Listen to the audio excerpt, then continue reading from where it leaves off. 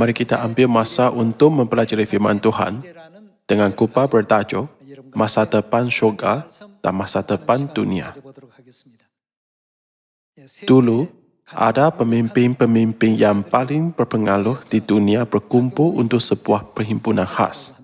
Salah satu topik yang paling dibincangkan ialah masa depan. Apakah yang akan berlaku kepada dunia ini pada masa depan? Sejauh manakah teknologi akan maju pada masa depan? Bagaimanakah kehidupan kita akan berubah pada masa depan? Demikianlah mereka berbincang tentang masa depan.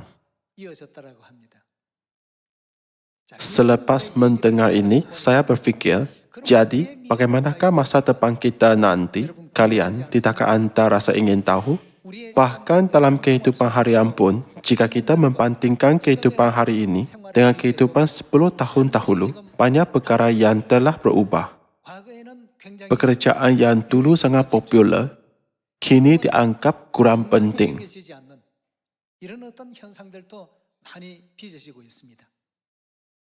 Apabila teknologi revolusioner yang dipanggil AI, kecerdasan buatan, terus memasuki kehidupan manusia, masa depan manusia semakin terhad. Kini, apabila anda pergi ke hospital, apakah jenis pembedahan adalah lebih mahal? Pembedahan yang dibuat oleh manusia atau pembedahan AI ataupun mesin?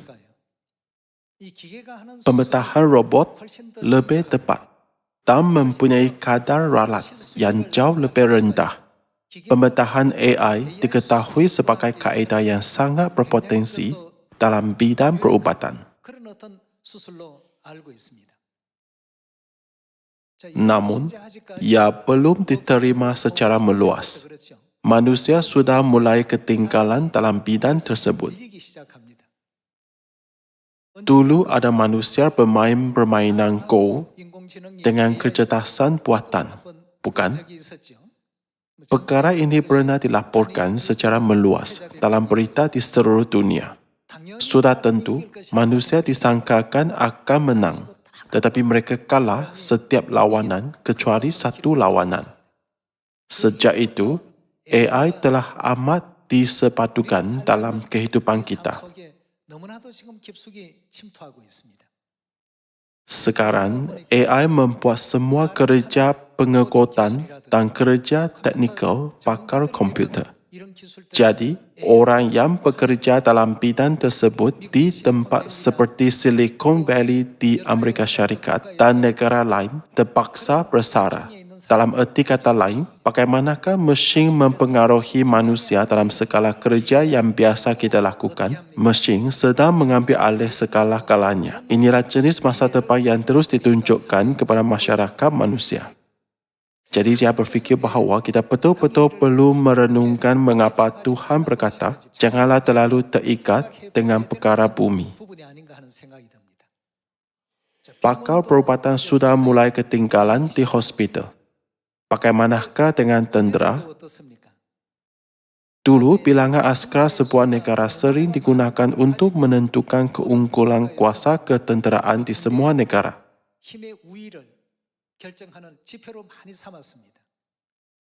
Tetapi sekarang kita melihat robot anjing dan banyak robot lain menggantikan manusia di bidang yang kita kurang. Bukan?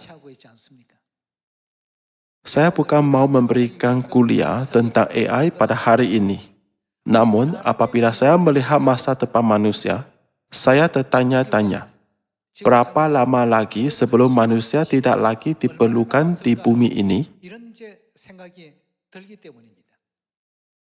Orang tua tidak tinggal bersama dengan anak-anak kerana mereka tidak mau membebankan anak-anak mereka. Bilangan warga emas yang tinggal bersendirian meningkat setiap tahun. Alangkah baiknya jika anak-anak mereka sering melawat untuk menjaga mereka. Tetapi anak-anak sendiri juga susah dan tidak dapat kerap melawat ibu bapa. Jadi, kerajaan menghantar pembantu. Tetapi sekarang perkara ini sedang berubah, bukan? Di negara-negara jiran seperti Jepun, semuanya digantikan dengan robot. Orang tua berbual dengan robot. Jika anda menghidupkan AI dan berkata, ceritakanlah saya cerita yang menarik, robot akan melakukannya. Jika anda minta 10 kali, ia akan beritahu anda cerita 10 kali. Namun, jika anda minta seseorang manusia untuk melakukannya, dia mungkin berkata, kenapa kamu asyik ganggu saya? Dia akan berasa jengkel dan benci. Masyarakat terus maju ke arah masa depan yang seperti ini. Bahkan askar dalam tentera juga digantikan dengan robot. Manusia tidak diperlukan. Di hospital juga, AI melakukan pembedahan. Manusia semakin tidak diperlukan. Pemasangan kereta tidak memerlukan banyak manusia. Jika anda mengubah manusia, mereka akan membantah dan menuntut kenaikan gaji. Mereka meminta lebih banyak hari cuti. Mereka ada banyak permintaan, tetapi sebaik saja mesin dibeli, ia bekerja tanpa mengenal penat lelah, 24 jam sehari, 365 hari setahun. Jadi, apakah pendapat pemilik perniagaan? Adakah mereka akan mengubah pekerja manusia atau bergantung pada AI atau robot?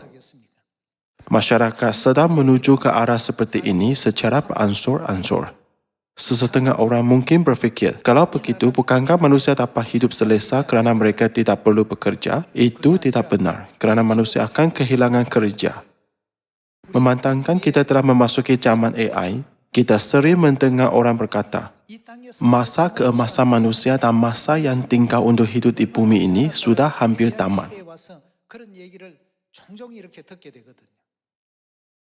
Namun kalian, saya bukan suruh anda hidup secara pesimis. Kalau begitu, siapakah yang paling bahagia di bumi ini pada hari ini? Apakah jenis kehidupan mereka? Ada satu kali, saya minta AI, tolong buatkan animasi CG komputer Yerusalem baru yang berbentuk segi empat turun dari syurga secara perlahan. Dan ia disiap dalam kurang 5 minit. Saya bertanya kepada orang yang bekerja dalam CG, berapa lama untuk membuat seperti ini tanpa AI? Mereka berkata, sekurang-kurangnya beberapa minggu. Apa yang mengambil masa 5 minit untuk AI, mungkin mengambil masa berminggu-minggu bagi manusia. Saya juga minta AI untuk tuliskan sebuah puisi tentang pengorbanan seorang ibu. Puisi itu sangat menyentuh hati sehinggakan saya menangis. Saya suka puisi, jadi saya membaca banyak puisi tentang ibu. Namun, saya tidak pernah membaca puisi yang sebegitu menyentuh hati. Jadi, jika saya minta AI untuk menulis puisi, AI akan menghasilkan puisi dalam masa kurang daripada sesaat. Jika saya minta, saya merancang untuk menghadiri sebuah acara pada hujung tahun ini. Tolong tuliskan sebuah ucapan untuk saya. AI akan menghasilkannya serta-merta dan hasilnya adalah jauh lebih baik daripada apa yang saya tulis setelah berhari-hari berfikir. Jadi, siapakah yang akan mengubah manusia lagi? AI menulis puisi dengan baik. Ia sangat pandai menulis lirik dan mengubah muzik. Kalian, kita hidup pada zaman seperti ini. Ini membuatkan saya berfikir, orang yang menggunakan benda-benda ini sekarang hidup di dunia baharu. Jadi, saya tertanya-tanya berapa lama lagi masa keemasan manusia akan berakhir. Ada orang berkata 10 tahun. Ada yang berkata 20 tahun. Tetapi kebanyakan perbincangan tentang manusia kurang mencapai kesimpulan yang jelas. Walau bagaimanapun, tidak kira betapa majunya AI, dapatkah ia menggambarkan syurga? Dapatkah AI menggantikan apa yang ada di syurga? Perkara di bumi mungkin digantikan dengan AI, tetapi perkara di syurga tidak akan digantikan. Sebab itulah orang yang paling bijak ialah orang yang bersedia demi syurga dan berusaha untuk ke syurga. Andai kata, ada seseorang telah belajar bahasa Inggeris selama 10 tahun, tetapi adakah anda tahu apa yang sedang berlaku? Jika anda berkata, berapakah harga ini dalam bahasa Korea ke telefon pintar anda, ia akan membalas serta-merta dengan terjemahan bahasa Inggeris yang betul. Anda telah bersungguh-sungguh belajar bahasa Inggeris dan akhirnya belajar ungkapan how much is it, tetapi apabila anda bertanya kepada AI, ia akan menerjemahkannya ke dalam apa jua bahasa dengan serta-merta. Adakah hanya bahasa Inggeris? Ada juga bahasa Sepanyol dan bahasa Portugis. Kita hidup pada zaman apabila berpuluh-puluh bahasa dapat diterjemahkan dengan serta-merta. Jadi, apakah yang akan berlaku kepada akademik bahasa Inggeris? Mereka akan tutup. Bukankah masa depan manusia semakin terhalang dan terhad dalam segala hal? Pada masa depan, mungkin guru, profesor atau sekolah juga tidak akan diperlukan. Ini bukan pendapat saya sendiri, tetapi inilah pandangan dunia terhadap masa depan perkampungan global kita. Ini kerana jika anda bertanya kepada AI, ia akan memberikan maklumat 10 hingga 100 kali yang lebih terperinci daripada sekolah. Jika anda bertanya kepada AI, apakah pertempuran Trafalgar, ia akan menjawab dengan serta-merta. Apabila anda minta, beritahu saya tentang pahlawan Laksamana Ishun Shen, ia akan menerangkan semuanya dari tahun kelahiran hingga pencapaiannya, bahkan peristiwa semasa pemerintahan Raja Seonjo. Adakah pelajar masih akan mencari guru? Inilah masa depan bumi ini. Namun, bagaimanakah masa depan kita apabila kita menuju ke arah syurga? Walaupun sekarang orang mempunyai berbagai jenis kerja yang kelihatan sangat hebat, mereka pasti akan hilang semuanya disebabkan sistem AI. Tetapi bagaimanakah kita? Mengenai masa depan kita, apabila anda melihat Alkitab, Tuhan betul-betul telah menyediakan segala sesuatu untuk anak-anaknya yang dikasihi. Kita dapat sedar, Tuhan kita melihat kesudahan dari permulaan. Bapa dan Ibu memberi kita ajaran-ajaran ini untuk membimbing kita ke dunia yang jauh lebih bahagia. Kalian, kita tidak boleh menganggap ini hanya sebagai fenomena masyarakat, tetapi perlu berfikir, inilah masa depan manusia yang hidup di bumi ini. Kalau begitu, bagaimanakah masa depan orang yang hidup dengan mata mereka tertuju pada syurga? Inilah sesuatu yang perlu kita fikir dan pertimbangkan. Mengapakah Tuhan biar umat Israel mengalami banyak kesukaran di padang gurun? Untuk memberkati mereka. Bukankah ini tertulis dalam Alkitab? Kerana Tuhan menciptakan kehidupan kita pada hari ini untuk membuatkan masa depan kita lebih bahagia dan membimbing kita ke kemuliaan abadi. Tolonglah jangan hanya melihat masa sekarang, tetapi berlari bersungguh-sungguh dengan minta yang memandang ke masa depan sebagai ahli keluarga syurgawi. Mari kita lihat buku Yesaya bab 46 ayat 10. Dalam buku Yesaya bab 46 ayat 10, Tuhan berfirman, yang memberitahukan dari mulanya hal yang kemudian. Tuhan memberitahukan hal yang kemudian dari mulanya, iaitu sejak penciptaan. Tuhan mengetahui semuanya, jadi Dia berkata kepada kita, janganlah mengambil jalan yang lain, tetapi ikutlah jalan yang aku perintahkan kamu. Tuhan tidak cuba memaksa kita untuk taat. Sebaliknya, Dia menunjukkan jalan demi berkat masa depan kita yang cerah. Akan tetapi, ada orang berfikir, adakah aku betul-betul perlu hidup menurut firman Tuhan? Tidakkah kehidupanku nanti menekankan dan membosankan?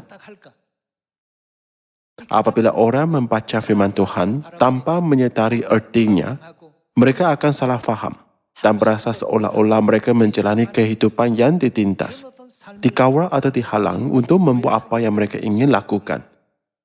Sejak mulanya, Tuhan ingin memberi kita kehidupan yang paling bahagia. Tuhan mau memberi kita perkara yang paling indah. Sebab itulah, Tuhan membimbing kita ke jalan kebenaran perjanjian baru. Jadi, kita harus mengikut jalan itu dengan baik dan menerima kemuliaan syurga yang abadi. Apakah akan berlaku jika kita memasuki zaman yang AI menginjil? Jadi, kita boleh berkata bahawa sekaranglah masa keemasan untuk kita bersungguh-sungguh mengabdikan diri pada kerja penginjilan Tuhan. Jika masa ini berlalu, semua peranan itu akan dipindahkan dari manusia ke mesin. Sebelum itu terjadi, tolonglah beriman untuk melakukan yang terbaik apabila anda masih mempunyai peranan dan peluang. Mari lihat ayat 10 lagi. Yang memberitahukan dari mulanya hal yang kemudian dan dari zaman purbakala apa yang belum terlaksana. Yang berkata, keputusanku akan sampai dan segala kehendakku akan ku laksanakan.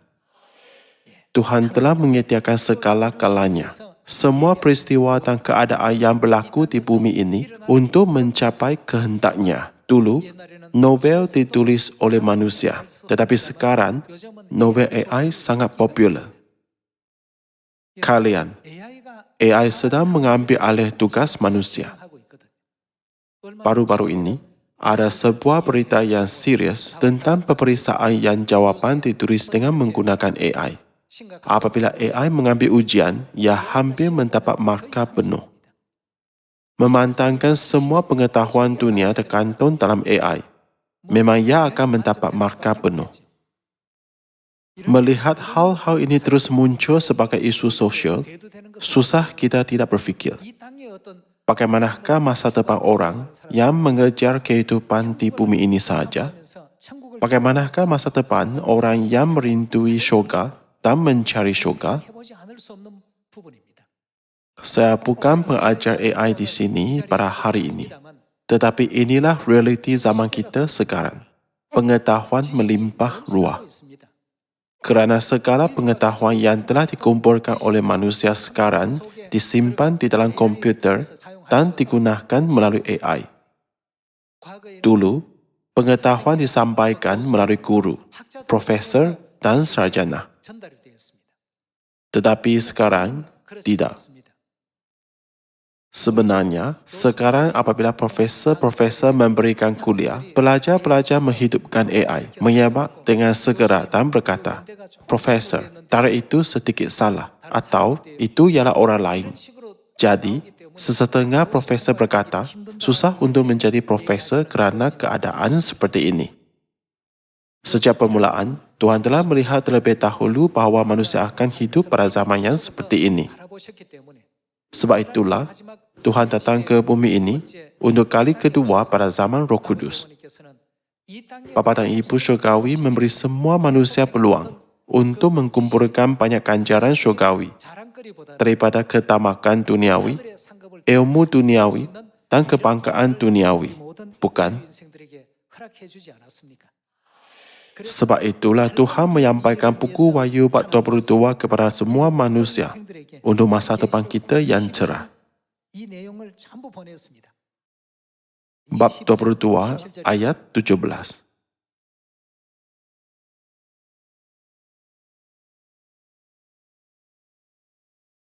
Roh dan pengantin perempuan itu berkata, "Marilah," dan barang siapa yang mendengarnya, hendaklah ia berkata, "Marilah." Dan barang siapa yang haus, hendaklah ia datang, dan barang siapa yang mau, hendaklah ia mengambil air kehidupan dengan cuma-cuma. Untuk masa depan kita yang cerah, Tuhan telah datang ke bumi ini sebagai roh dan pengantin perempuan. Tuhan menjemput semua manusia untuk datang kepada roh dan pengantin perempuan dengan berkata, "Jika anda haus, penat, jemu dengan hidup, dan menginginkan kebenaran, sesiapa sahaja datanglah kepadaku." Masa depan bumi ini akan mendedahkan hadnya suatu hari nanti. Namun, masa depan syurga bukanlah dunia yang dapat diambil alih oleh AI. Zaman itu pasti akan tiba apabila hanya orang yang mengharapkan syurga dan bersedia untuk syurga dapat terus hidup. Mari kita lihat buku 2 Korintus bab 3 ayat 6.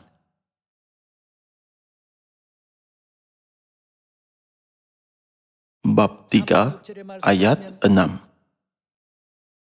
Ialah membuat kami juga sanggup bagaimana menjadi pelayan-pelayan dari suatu perjanjian baru yang tidak terdiri dari hukum yang tertulis tetapi dari roh, sebab hukum yang tertulis mematikan tetapi roh menghidupkan. Apakah jenis masa depan yang Tuhan mahu pekatkan bagi manusia melalui perjanjian baru? Tidak akan ada kematian, perkabungan, kesedihan, ratap tangis dan kesakitan lagi, tetapi hanya kenikmatan yang abadi. Tuhan memberitahu kita perjanjian baru untuk memberi kita dunia yang hanya kemuliaan abadi akan dibentangkan. Namun, orang di dunia menganggap makan dan perkara lain lebih penting. Jadi mereka tidak meluangkan banyak masa untuk perkara ini. Demi masa depan kita yang sebenar, jika kita hanya memberikan sedikit bahagian sendiri yang kurang cukup, 99% kehidupan kita untuk perkara duniawi, dan hanya 1% sisa masa kita untuk apa yang betul-betul penting. Saya percaya bahawa sekaranglah masa untuk kita memikir semula dan merenungkan nilai kita terhadap masa depan. Mengapa Tuhan menjadikan kita bekerja perjanjian baru? Ada kehendak Tuhan yang besar untuk mempimpin kita ke dunia yang tidak akan ada lagi maut melalui perjanjian baru. Untuk memberi kita dunia yang tiada lagi kesakitan dan dunia yang semua penderitaan, kesengsaraan, kesedihan dan duka cita yang kita alami di bumi ini dilenyapkan sepenuhnya. Tuhan mengingatkan kita, jadilah pekerja perjanjian baru dan memberitakan kebenaran perjanjian baru kepada semua orang. Mari kita lihat buku Wahyu bab 21 ayat 4.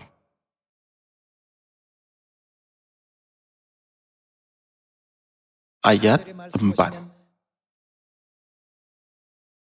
Dan ia akan menghapus segala air mata dari mata mereka, dan maut tidak akan ada lagi. Tidak akan ada lagi perkabungan, atau ratap tangis, atau duka cita, sebab segala sesuatu yang lama itu telah berlalu. Ia yang duduk di atas takhta itu berkata, lihatlah, aku, bagaimana, menjadikan segala sesuatu baru, dan firman-Nya. Apakah firman-Nya?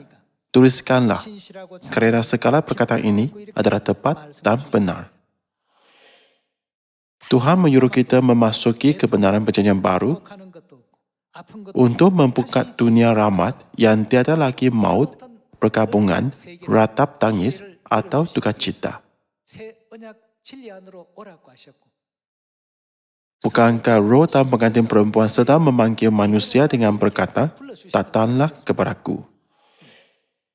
Kerana kita sangat sibuk, kita tiada penghiburan. Kerana kita tiada penghiburan, kita sering berasa bahawa sendiri tidak ada masa atau peluang untuk memikirkan perkara rohani. Namun, bukankah kita hidup pada hari ini dengan berharap bahawa esok akan lebih baik daripada hari ini? Jika begitu, kita boleh bertanya kepada diri sendiri, bagaimanakah aku pada masa depan? Atau, bagaimanakah hidupku pada masa depan?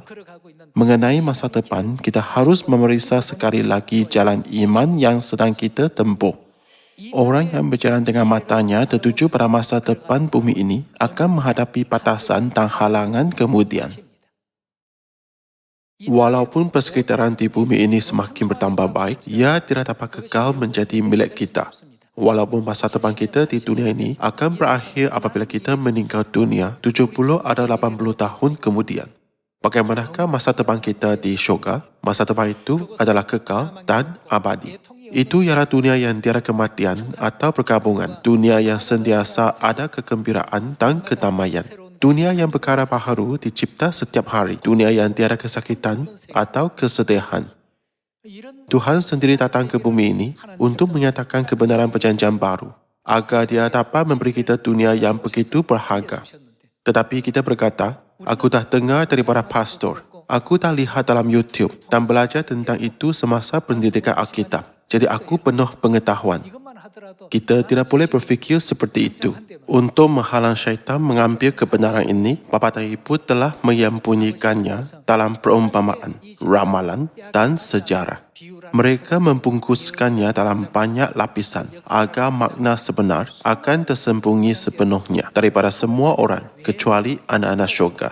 Jadi, murid-murid berkata kepada Yesus, lebih mudah jika engkau memberitahu sejelasnya bahawa A ialah A dan B ialah B. Tapi engkau asyik bercakap berbelit-belit, membuatkan orang tertanya-tanya, adakah ini ialah atau adakah itu ialah ini? Mereka bertanya, mengapakah engkau berkata-kata dalam perumpamaan sehingga orang tidak faham? Dia menjawab, kepadamu diberi karunia untuk mengetahui rahsia kerajaan syurga, tetapi kepada mereka tidak. Kita telah diberikan hak istimewa dan rahmat Tuhan sedang bekerja.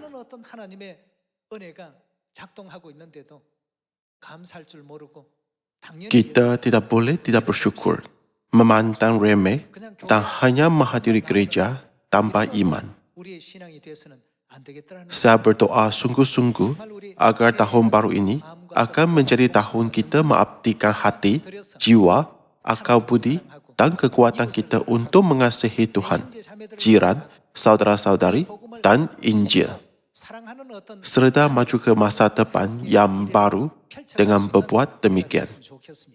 Mari kita pergi ke bab 22. Walaupun Tuhan telah merancang dan menyediakan banyak perkara yang begitu indah untuk kita, kadangkala setengah orang kurang beriman terhadapnya dan hanya melihat realiti.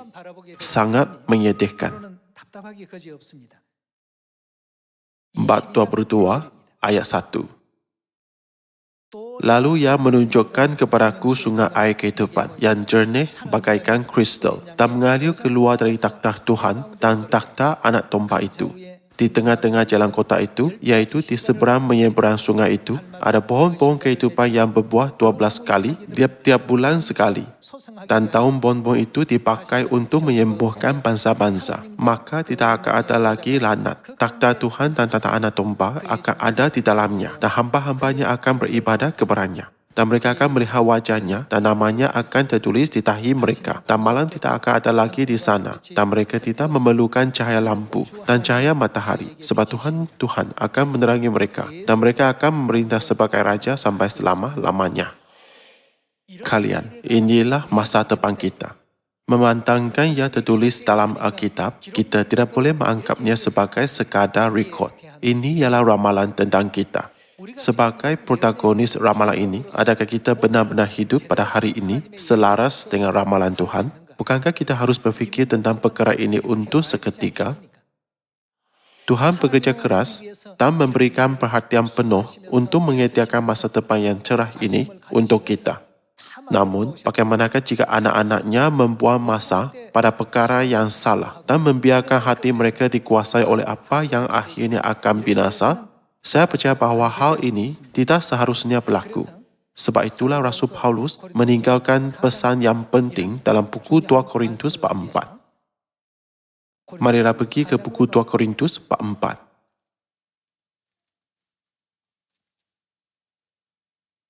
Bab 4 ayat 16.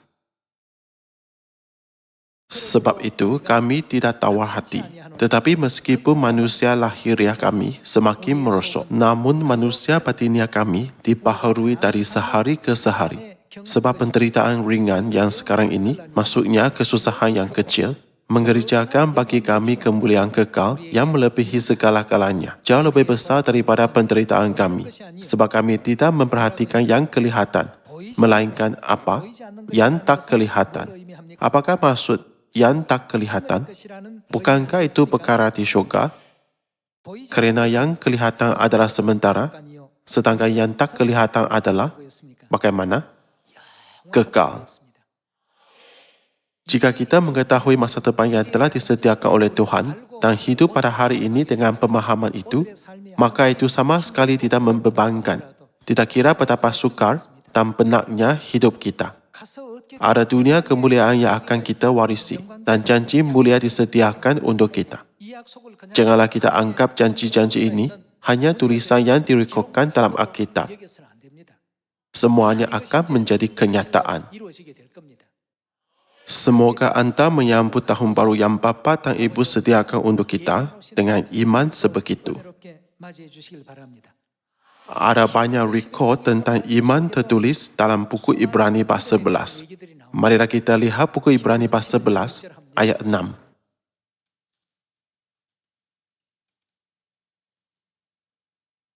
Tetapi tanpa iman, tidak mungkin orang berkenan kepada Tuhan. Bukankah tertulis seperti itu? Walaupun bumi ini ada masa depan, Tuhan juga telah merancang dan menyediakan masa depan untuk anak-anak syurgawi. Kita harus menjadi orang yang beriman teguh terhadap masa depan itu. Orang kudus gereja awal menahan penganiayaan yang teruk. Kadang-kala mereka dimakan oleh singa di amphitheater Rome. Dan kadang-kala mereka dihukum mati dengan dibakar sebagai liling manusia. Akan tetapi, mereka tidak menyesali kehidupan yang mereka jalani. Apakah sebabnya? Bukankah itu kerana masa depan yang Tuhan janjikan kepada mereka? Ini kerana mereka beriman. Orang yang kurang iman terhadap masa depan sering tidak dapat menjalani kehidupan iman yang betul, maupun hidup dengan betul di dunia ini. Marilah kita menggembirakan Tuhan pada tahun 2026. Masa depan kita yang sebenar ialah syurga yang penuh rahmat dan mulia, tempat yang tiada maut dan kesakitan lagi. Seperti yang tertulis dalam buku 1 Korintus bab 2, semoga ini menjadi masa iman untuk kita maju dengan berani. Memikirkan kemuliaan Tuhan Elohim yang telah menyediakan masa depan yang kekal di dunia yang tidak pernah dilihat oleh mata, tidak pernah didengar oleh telinga, dan tidak pernah timbul di dalam hati manusia. Apabila iman kita pada masa depan menjadi lemah, keupayaan kita untuk bertindak juga akan kurang. Apakah yang akan berlaku jika iman seseorang terhadap masa depan adalah sekuat seperti Yosua? Apakah yang akan mereka katakan tentang kota Jericho yang kelihatan sukar untuk ditembusi? Mereka akan beriman untuk berkata, mereka akan kita telan habis. Yosua mempercayai masa depan yang penuh kemenangan yang disediakan oleh Tuhan. Orang lain tidak mempercayai masa depan yang dijanjikan Tuhan. Jadi mereka berkata, mereka terlalu besar. Kita seperti belalang dan mereka seperti kekasih. Inilah kata-kata yang diucapkan oleh orang yang tidak beriman terhadap masa depan yang disediakan Tuhan. Kerana iman mereka tidak layak memasuki tanah Kanaan. Mereka semua dimusnahkan dan akhirnya jatuh di padang gurun. Dengan menunjukkan situasi mereka sebagai contoh, apakah ajaran dalam buku 1 Korintus bab 10 yang mengajak kita supaya jangan menjadi seperti mereka? Janganlah menjadi bodoh seperti mereka, kurang beriman terhadap masa depan yang Tuhan sediakan untuk anda. Bukankah ini sebabnya semua ini direkodkan dalam Alkitab untuk kita? Apakah masa depan orang yang hidup di bumi ini? Kalau begitu, apakah masa depan yang kita cari? Apakah masa depan yang menantikan kita? Yosua dan Kaleb beriman teguh terhadap masa depan mereka. Sebab itu, hanya mereka berdua berdiri teguh di depan orang lain dan berkata, mereka akan kita telan habis. Tuhan menyertai kita. Yang melindungi mereka sudah meninggalkan mereka. Iman mereka yang teguh membuatkan mereka bercakap dengan begitu tenang dan yakin, bukan? Ahli-ahli keluarga Sion yang dikasihi, saya bersungguh-sungguh minta anda supaya kita semua keluarga syurgawi akan maju dengan beriman terhadap masa depan yang disediakan oleh Tuhan dan terhadap persekitaran yang diciptakan untuk kita pada tahun 2026. Berharap anda menerima banyak rahmat. Saya tamatkan khutbah hari ini. Sekian, terima kasih.